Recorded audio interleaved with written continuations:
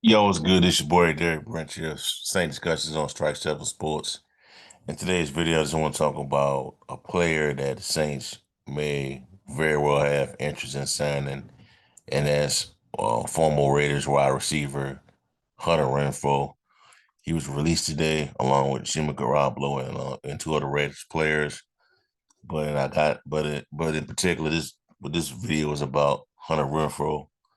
Um, Hunter Renfrow has been reportedly quite on the Saints' radar for some time now. They wanted to make a trade for him last season, but it didn't end up happening.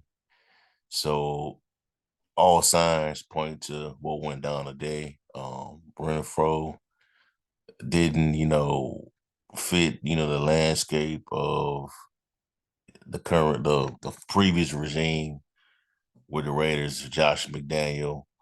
And he pretty much didn't see actions at all this past season.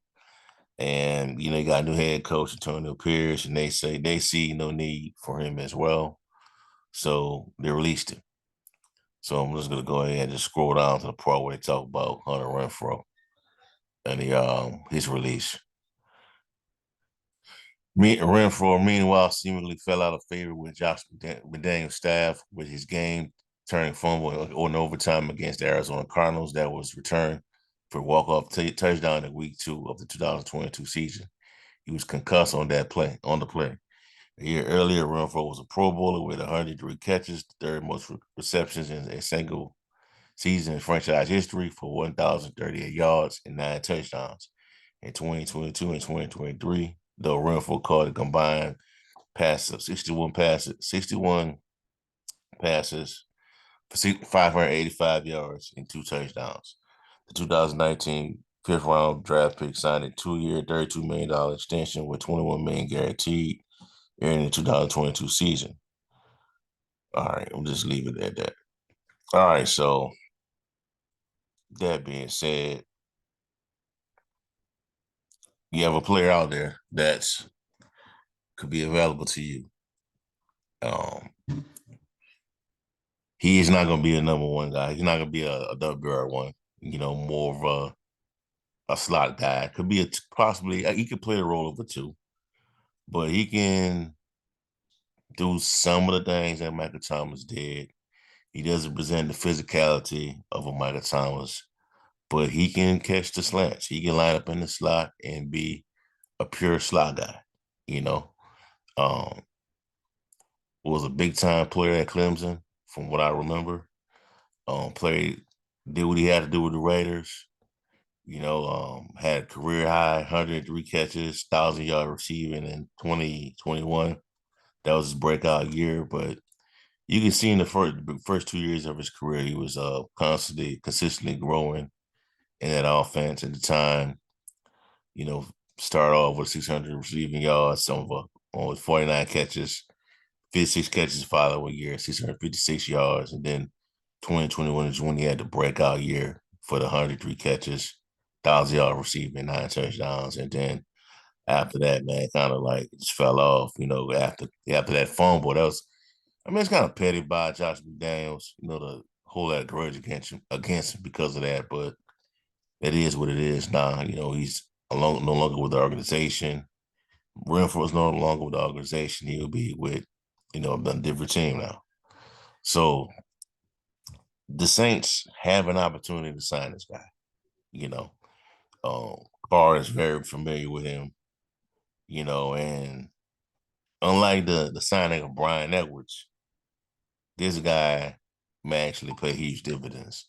This may be a nice signing for the Saints. Already familiar with Derek Carr. I think he would do well in Clint Kubiak's system based on how they use wide receivers with the 49ers. It wasn't a lot of it wasn't a quarterback dropping back, throwing, sideline passes, deep shots down the field. It was a lot of short to intermediate passes, a lot of, crossing routes and things like that. I'm pretty sure Hunter Renfrow can excel in a role like that, you know.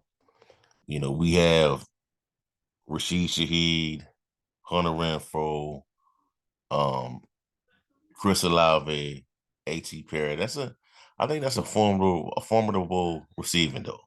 You know, and the Saints need weapons. The Saints need more weapons on offense because after what I see with the Atlanta Falcons, they added Kirk Cousins. You went out and got Darnell Mooney, former Tulane Green Bay wide receiver, Chicago Bell wide receiver at the freshman level. You got Kyle Pitts, um, Drake London, Bijan Robinson. The Saints got to be able to match that, man. You got to be able to match what the Falcons can do. And also don't forget about Tampa Bay Buccaneers. They're a really good offense. You know what I'm saying? So it would make a lot of sense to sign this guy. It would. A 1 year, 2 year deal. He's 28 years old.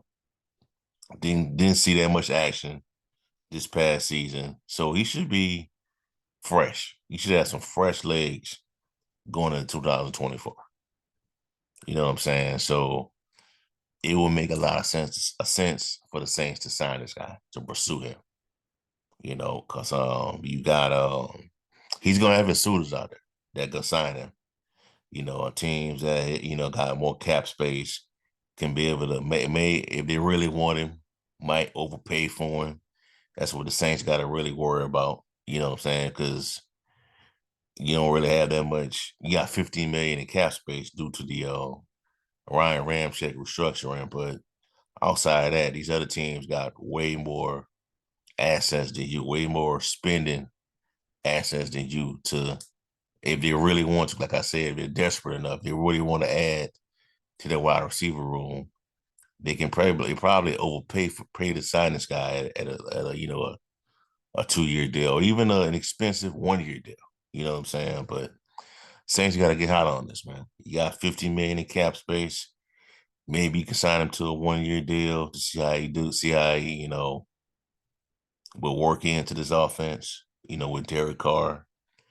But I wouldn't mind seeing this guy on the team, man, because you need as much weapons as you can get in an NFL offense now these days.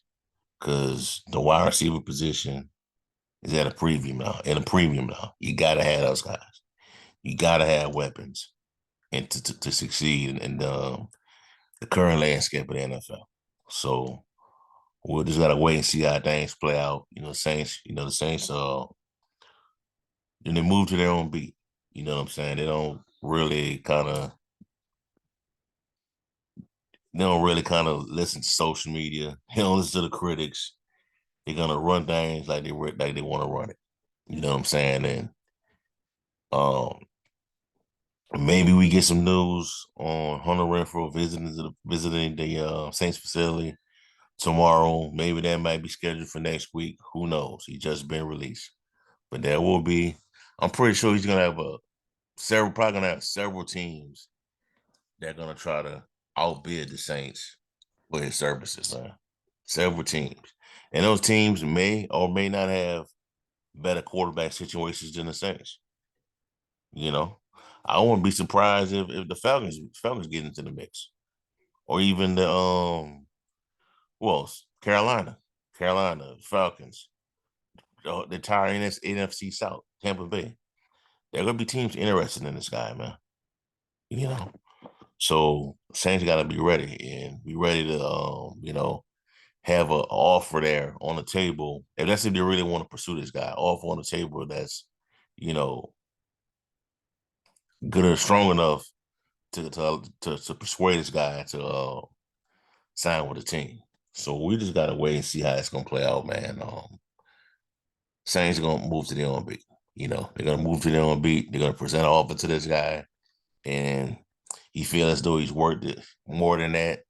Saints might budge, they might not budge, but usually when they do these things, they present an offer, and if the player ain't feeling that offer, they move on. It is they let them go pursue offer opportunity somewhere else. So there's that. So we'll see how things play out in the future. So we'll see.